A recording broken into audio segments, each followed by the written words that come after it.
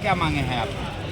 जनवादी पार्टी के नेतृत्व में बागी बलिया की धरती से 2 अक्टूबर से राजदंड पद यात्रा निकली है, जो उत्तर प्रदेश के विभिन्न जनपदों से होते हुए लखनऊ होते हुए दिल्ली के रामलीला मैदान तक जाएगी। ये पदयात्रा भारत के प्रधानमंत्री से कुछ प्रश्न लेकर के निकली। पदयात्रा के लोग और आम जनता जो भारत की है वो जानना चाहती है देश के प्रधानमंत्री से कि जिस देश में लोकतंत्र है उस देश की संसद में राजदंड स्थापित करने की आवश्यकता क्यों पड़ती? जहां लोकतंत्र है वहां राजदंड के लिए क्या स्थान है? इससे साफ जाहिर होता है कि भारतीय जनता पार्टी आरएसएस का जो हिडन एजेंडा था, बाबा साहब भीमराव अंबेडकर के संविधान को कमज़ोर करना, लोकतंत्र को कमज़ोर करना और इनको कमज़ोर करके भारत में अप्रोच रूप से राजतंत्र स्थापित करना, उस तरफ बढ़ गई है।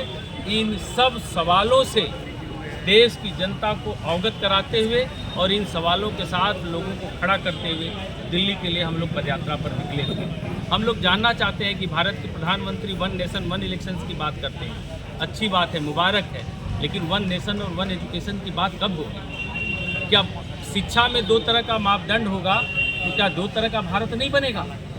एक कलेक्टर का बेटा और ठेले वाले का बेटा कब एक स्कूल में पढ़ेगा, इसकी आवाज़ कब उठेगी? इसके बारे में देश के प्रधानमंत्री कब सोचेंगे? देश के प्रधानमंत्री कहते हैं कि पिछड़े वर्ग से आते हैं, दूसरा प्रधानमंत्री। देश के संसद में महिलाओं के लिए आरक्षण का जो बिल आया देश की संसद में, उसमें पिछड़े वर्ग की महिलाओं को क्यों नहीं आरक्षण दिया गया? इससे साफ जाहिर होता है कि भारत के प्रधानमंत्री का अंदर का चेहरा कुछ और है और बाहर का चेहरा कुछ और है। अंदर वह टोटल आरएसएस के एजेंडे पे काम कर रहे हैं और पिछड़े दलित वर्ग के लोगों के खिलाफ काम कर रहे हैं। भारत के लोग जानना चाहते हैं कि आप रोज़गार देने की बात किए थे, रोज़गार आप क्या देंगे? जिनके हाथों में रोज़गार है उनका रोज़गार आप और छीन रहे हैं। किसानों को मजबूत करने की बात कर रहे थे कि हम किसानों की आय दुगनी कर देंगे। आपने बीज महंगा कर दिया, खाद महंगा कर दिया, दवा महंगा कर दिया और फसल की लागत को तो आपने बढ़ा दिया और दाम वही का वही रह गया।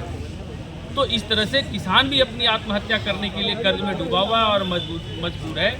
इन सब सवालों को लेकर के, जातिगत जनगणना के सवालों को लेकर के हम लोग पदयात्रा पर निकले हैं और इन सवालों के साथ देश की आवाम भी तैयार हो रही है। और यह पदयात्रा भारतीय जनता पार्टी के शासन में ताबूत में एक ऐसी कील ठोकेगा कि 2024 में भारतीय जनता पार्टी की सरकार जाएगी और इस देश में जो लोकतंत्र के बचाने वाले लोग हैं, जो संविधान को चाहने वाले लोग हैं, उनकी सरकार आएगी।